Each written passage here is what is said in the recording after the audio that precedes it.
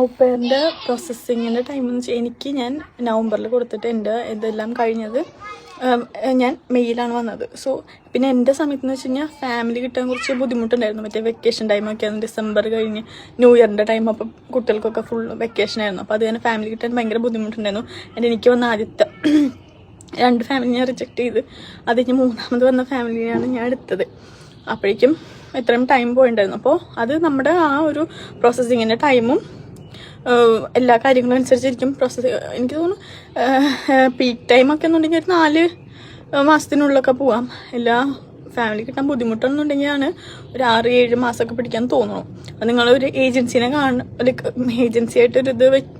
Agency നിങ്ങൾ കണ്ടുപിടിക്കുമ്പോൾ അവരുടെ അടുത്ത് ഏജൻസിനെ കൺസൾട്ട് ചെയ്യും.